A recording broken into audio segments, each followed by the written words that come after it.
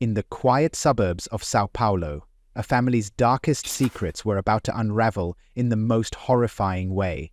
What started as an affair between a grandmother and her own grandson would end in an unimaginable tragedy: 3 lives lost, and a woman sentenced to life behind bars.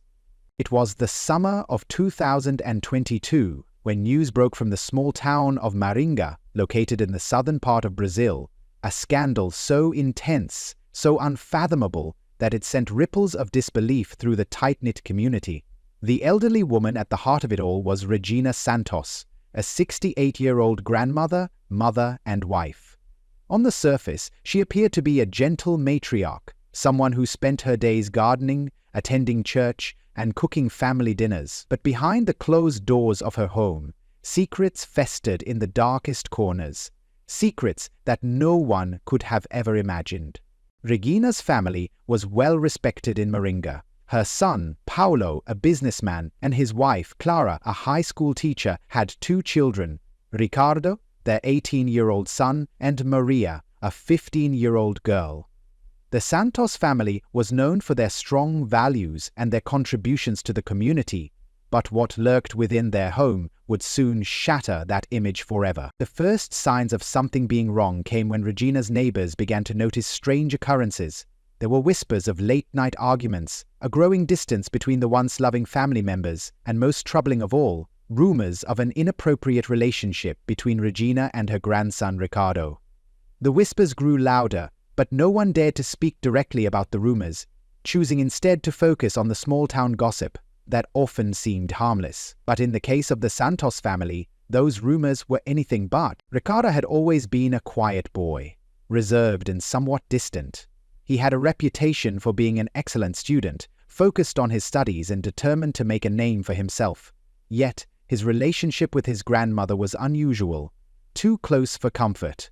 People noticed how Regina would often dote on him, inviting him into her house when no one else was around. She would cook special meals just for him, buy him expensive gifts, and there was always an excuse for the two to spend time alone. At first, no one questioned this. After all, grandparents and grandchildren often have close bonds. But something about the way Regina looked at Ricardo, an intensity that bordered on obsession, made many uneasy. It wasn't until the night of May 19, 2022, that the truth would come crashing down. That night, police were called to the Santos household after neighbors heard loud screams and the unmistakable sound of something heavy being thrown against the walls. When the authorities arrived, they found a scene that would haunt them for the rest of their careers. Inside the home, the bodies of Paulo, Clara, and Maria were found. They had been brutally murdered. There were signs of a violent struggle, and all 3 victims had suffered severe trauma. What shocked the investigators most was the fact that the crime seemed personal. Too personal. There was a deliberate precision in the way the family had been killed, with each member placed in a position that suggested the killer wanted them to be found in a certain way. Regina was found in the backyard, sitting motionless in a chair, her face blank, her hands stained with blood. At first she seemed almost catatonic, as if in shock, but when questioned, her story began to unfold, a twisted tale of betrayal, guilt, and madness that no one could have predicted. It turned out that Regina had been having an affair with her grandson Ricardo for months. What began as a seemingly innocent bond between a grandmother and her grandson soon spiraled into something much darker. Regina's feelings for Ricardo had gone beyond affection, and affection had turned into something more dangerous. As the affair progressed, Regina's obsession with Ricardo deepened. She believed that they were meant to be together, that the connection between them was not just familial but something much more profound. The affair was discovered when Clara, Ricardo's mother, became suspicious. She had noticed the increasing tension in the house and, more importantly, the way her son's behavior had begun to change. He became more withdrawn, distant, and secretive. Clara confronted Regina, but the older woman denied everything. The tension between the 2 women grew until it reached a boiling point. Clara threatened to expose the affair, threatening to ruin both their lives. The discovery of the affair unleashed something in Regina that no one could have predicted.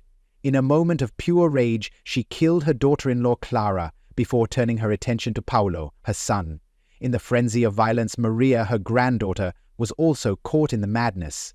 Regina's hands, once soft and gentle, were now stained with the blood of her family. Ricardo, the only survivor of the horrific massacre, was left in a state of disbelief. He had been a silent participant in the twisted relationship with his grandmother, never fully understanding the depth of what they were doing. When he arrived at the house that night, he found his entire family dead. At first, he couldn't comprehend what had happened. Regina, the woman who had raised him, had taken everything from him. As the police delved deeper into the investigation, it became clear that Regina had meticulously planned the murders. She had become consumed by the belief that she and Ricardo were meant to be together, and anyone who threatened that bond had to be eliminated. In her mind, killing her family was the only way to preserve their love, a love she felt was eternal, even if it was twisted and unnatural. The media quickly picked up on the story, and it became the talk of the town. How could such a thing happen in a community like Moringa? The tragedy shook the very foundation of the town, leaving residents in disbelief. Regina, once a beloved grandmother, had become a figure of horror and infamy. Her actions, driven by obsession and delusion, would forever stain the reputation of her family. The once proud Santos name was now synonymous with betrayal, violence, and madness. Regina was arrested and charged with the murder of her son, daughter-in-law, and granddaughter. The trial was a media spectacle, with reporters from across Brazil flocking to Moringa to cover the sensational case. Regina's defense team claimed she was mentally unstable, unable to understand the consequences of her actions. But the evidence against her was overwhelming. The physical evidence, combined with her own confession, sealed her fate. As the trial came to a close in late 2023, Regina Santos was convicted of the brutal killings and sentenced to life in prison. The case remains one of the most shocking and disturbing true crime stories to come out of Brazil in recent years, a story that still haunts the small town of Moringa. It serves as a chilling reminder of how even the most innocent of relationships can change into something monstrous when twisted by obsession and madness. The investigation into Regina's crimes took months to fully unfold. It became clear that, while Regina's confession seemed straightforward, the reasons behind her actions were more complex than anyone had anticipated. Authorities combed through her life, trying to piece together the puzzle of her descent into madness. As the investigation progressed, some unsettling details began to emerge about Regina's past, details that had been buried beneath years of family secrets. Regina had been married to a man named Miguel Santos for over 40 years. Miguel was a quiet, hard-working man, the type of individual who kept to himself and rarely caused a stir. The couple's life together had been largely unremarkable to the outside world. They had 2 children, Paulo and Isabel, who both grew up in a home that seemed loving and stable. At least, that was the narrative the community had been fed. But in private, Regina's marriage had been far from perfect. Miguel, it seemed, had been a distant figure in their home. He was often away on business trips, and when he was home, he had little interest in spending time with his wife or children. The emotional neglect Regina experienced over the years created a void that, for a long time, she didn't know how to fill. It was clear from interviews with former neighbors and family friends that Regina had sought affection elsewhere, but no one could have known just how far her emotional and psychological needs would push her. Her affair with Ricardo had begun innocently enough, or at least that's how Regina tried to rationalize it. According to some of her closest friends, Regina had always been an attentive and doting grandmother. When Ricardo came to live with her after his parents separated for a brief period in 2019, she had taken him under her wing. She showered him with affection and attention, offering him the love and care that had been absent from her own marriage. But, as time went on, that love evolved into something darker, something that was rooted in loneliness and a deep, desperate craving for intimacy. What had started as a grandmotherly bond turned into an unhealthy emotional dependency. Ricardo, for his part, had always been a troubled teenager. With the emotional distance of his parents and his own personal struggles, he had sought comfort in the one person who appeared to understand him, his grandmother. Renina, in her own way, had encouraged this dependency, indulging him with gifts, private conversations, and a sense of importance that he had never experienced before. This mutual need for emotional connection between them set the stage for a dangerous liaison. In a twisted turn of events, their relationship escalated after Riccardo's 18th birthday. Regina, in a moment of reckless passion, initiated a physical encounter with him. Riccardo, though initially reluctant, eventually succumbed to the confusion and emotions that swirled around him. What followed was an illicit relationship that lasted for months. They were careful to keep it hidden from the outside world, but the secrecy and the forbidden nature of their connection only made it more intense. Their meetings were always conducted behind closed doors, in the safety of the old Santos home, but like all secrets, their affair was bound to be discovered eventually. As the truth behind Regina's actions continues to unfold, one question remains: could this twisted tale of obsession have been prevented? What drives a person to betray their own family so brutally? Don't miss out on the latest developments and more gripping stories like this one. Stay tuned, subscribe now, and uncover the darkest corners of human nature. The first person to suspect something was off was Clara, Riccardo's mother. She had always been protective of her son, often noticing when he seemed withdrawn or troubled. His behavior had been changing, and Clara couldn't shake the feeling that something was wrong. One evening, after observing a particularly tense interaction between Riccardo and Regina, Clara confronted her mother-in-law. She accused Regina of crossing a line, of fostering an unhealthy attachment to her grandson. At first, Regina denied everything, brushing off Clara's concerns with feigned innocence. But Clara wasn't easily fooled. She had seen the signs, and after persistent questioning, she finally discovered the truth. Clara's discovery was a shock to everyone, including Riccardo. For him, it was as if the world he knew had been turned upside down. The guilt, the shame, the confusion, it all weighed heavily on him. In a fit of frustration and desperation, Clara confronted her husband, Paolo, with the information. Paolo, who had always trusted his mother, was in disbelief. The idea that his own mother had betrayed him by engaging in a romantic and sexual affair with his son seemed impossible, but the evidence was undeniable. The breakdown of the Santos family was immediate. The news spread like wildfire, and what had once been a proud family was now in disarray. The once tight bond between Paolo and Regina shattered completely. Paolo's feelings of betrayal and disgust were palpable. The family tried to continue living together under the same roof, but the atmosphere was suffocating. Tensions ran high, and every corner of their home felt like a battlefield. Clara, unable to accept what had happened, became more and more agitated. She demanded that Riccardo leave the house, but he, too, was torn between his loyalty to his grandmother and the guilt he felt toward his parents. The struggle between Regina and Clara escalated, with the two women frequently clashing in public and in private. Regina, consumed by her desire to protect the relationship with her grandson, grew increasingly paranoid. She began to feel as though her entire family was conspiring against her. Her once calm demeanor became erratic, her mental state deteriorating under the weight of her obsession. What had once been a loving family had now become a powder keg of anger, resentment, and betrayal. The final night of the tragedy arrived with an unbearable sense of inevitability. In the early hours of May 19th, the night that would change everything, Regina snapped. Clara's threats to expose the affair in front of the community pushed her over the edge. The idea of losing Riccardo forever was too much for her to bear.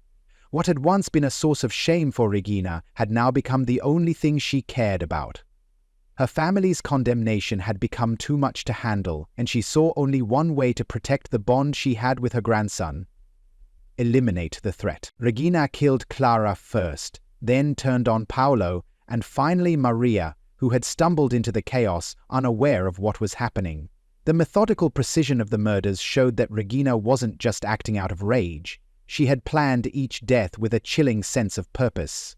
She made sure to position the bodies in a way that made it clear to the police that she was the one who had orchestrated the killings. Afterward, she waited, as though she knew she would be discovered, but felt no remorse for what she had done. The aftermath of the murders left the town in shock. Friends and neighbors could hardly comprehend the horror that had unfolded within the Santos home. The once respected matriarch of the community was now a figure of terror, a symbol of how even the most seemingly normal families can harbor unspeakable secrets.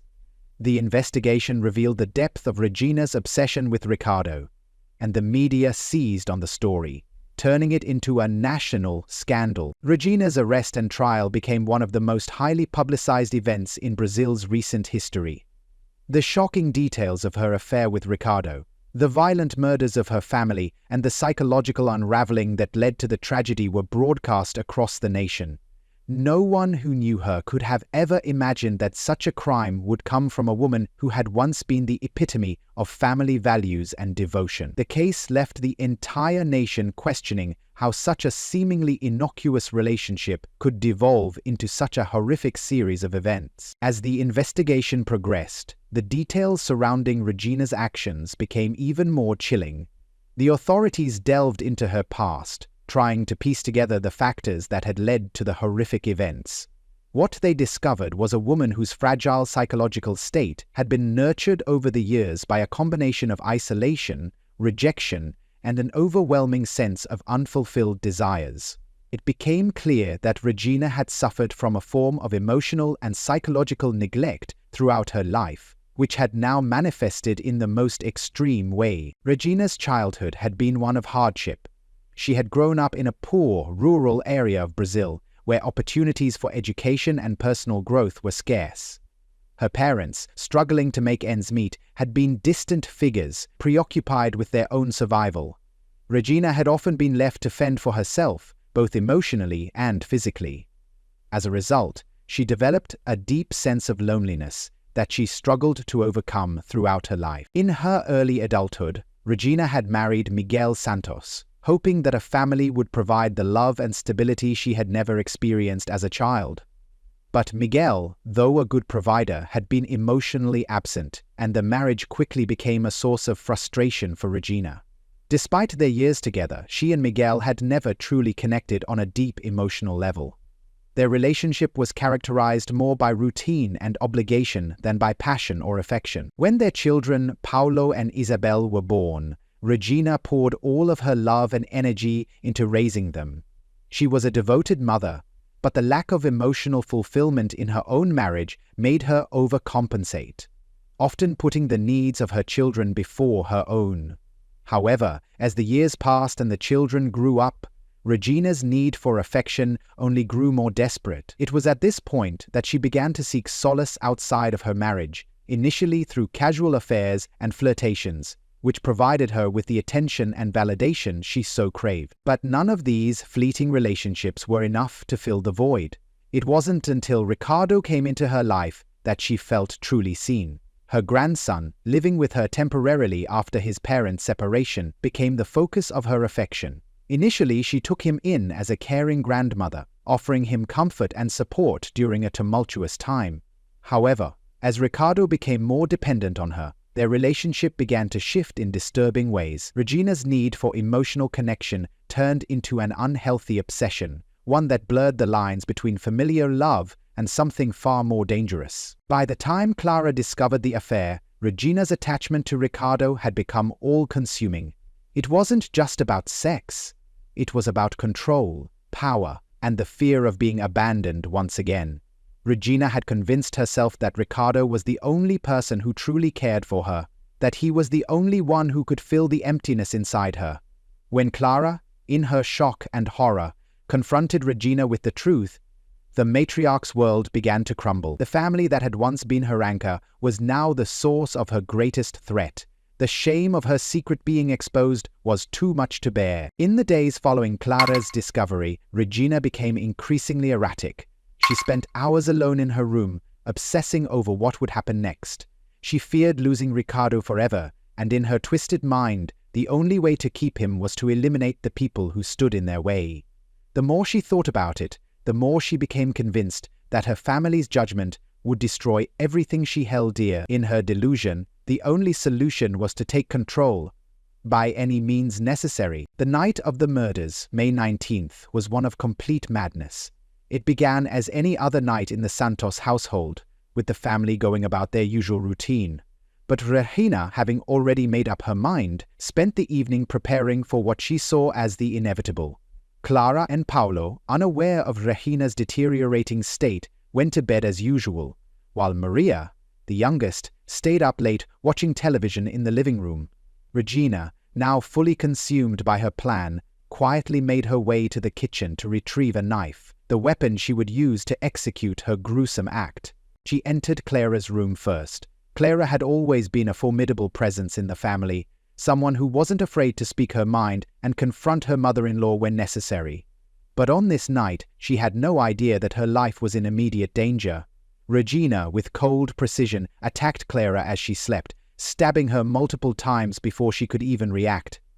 The silence of the night was shattered by the sound of Clara's screams. But it was too late.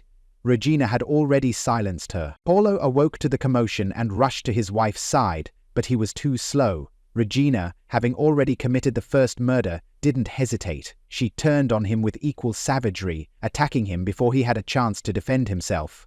The years of frustration, resentment, and emotional neglect had built up inside Regina to the point where she felt unstoppable.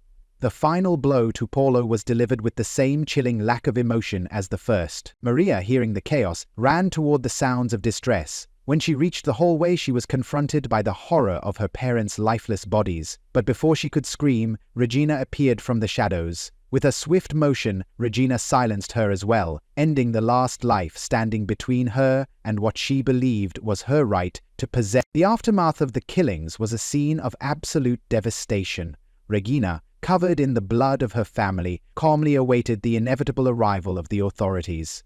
She knew she would be caught, but the fear of losing Ricardo had eclipsed any sense of self-preservation. She sat in the living room, staring at the door, knowing that the consequences of her actions were coming, but feeling no regret for what she had done. Her obsession had been realized, and the family she had once cherished was now nothing more than a pile of corpses. When the police arrived on the scene, they were met with a chilling and almost surreal image. Regina, sitting motionless in the corner of the living room, was covered in blood, her eyes vacant as if she were in a trance. The officers initially thought they had stumbled upon a horror movie set, but the scene was all too real. The brutality of the murders left them in shock, and Regina's lack of emotion only deepened their confusion. The investigation soon revealed that Regina had not acted out of a momentary burst of anger. Her actions had been carefully planned, executed with precision and a disturbing sense of calm.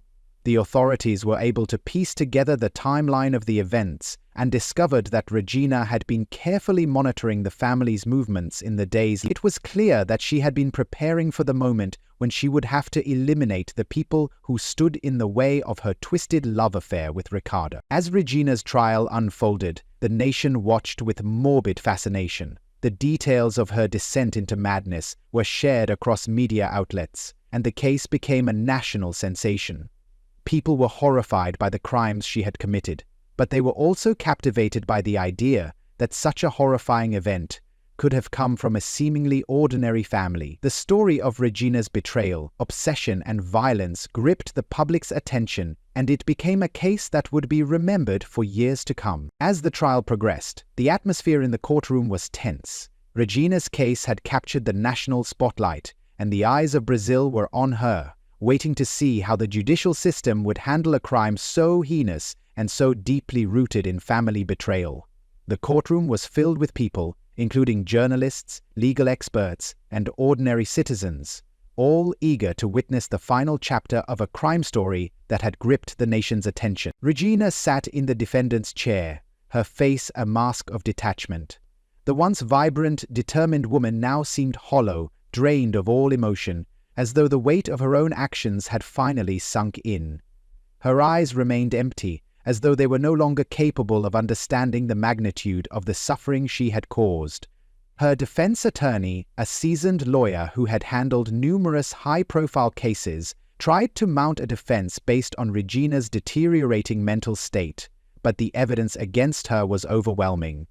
The prosecution laid out its case, presenting witness testimonies, forensic evidence, and the chilling details of the murders. Regina's calm demeanor during the police interrogation had been captured on tape, and it only served to strengthen the prosecution's argument that the killings were premeditated and deliberate. The most damning evidence came from the crime scene itself. The police had found no signs of forced entry into the home, and Regina had been waiting for them, almost as though she knew exactly when they would arrive. The bloody trail she left behind spoke volumes about her state of mind.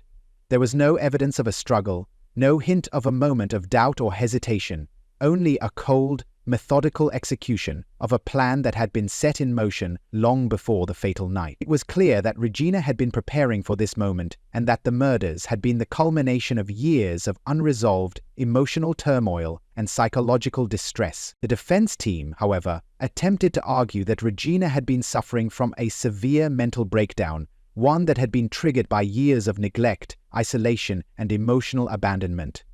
They brought in expert witnesses who testified that Regina's attachment to her grandson had been the result of deep emotional wounds that had never healed. According to the defense, Regina had been living in a state of perpetual emotional deprivation, and the affair with Ricardo had been a desperate attempt to fill the void in her life.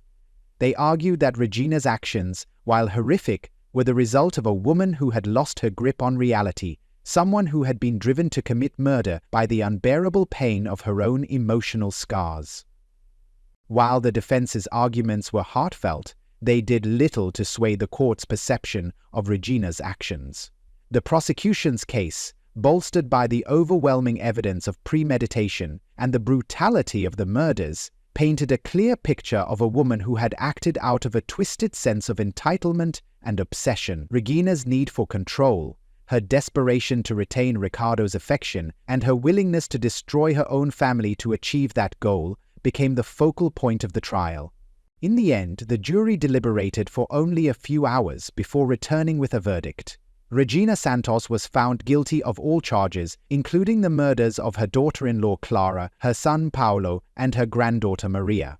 The courtroom was silent as the judge pronounced the sentence: life imprisonment without the possibility of parole. There were no cheers, no applause, only the sound of Regina's labored breathing as she stood in the defendant's box, accepting the weight of her sentence. The sentencing was a somber moment, one that left many in the courtroom feeling a deep sense of sorrow. Regina's family had been torn apart, and the entire nation had been shaken by the brutality of her actions. The judge spoke of the need for justice for the victims and the impact that Regina's crime had had on the lives of those who had known and loved her. It was a reminder that, in the end, no amount of emotional turmoil or psychological distress could justify the taking of innocent lives. Following the trial, Regina was taken to a high-security prison in São Paulo, where she would serve out the rest of her life behind bars. Her once quiet life had been replaced by the harsh reality of confinement. The woman who had once been the matriarch of her family was now a convicted murderer, a figure whose actions had left an indelible scar on Brazilian society.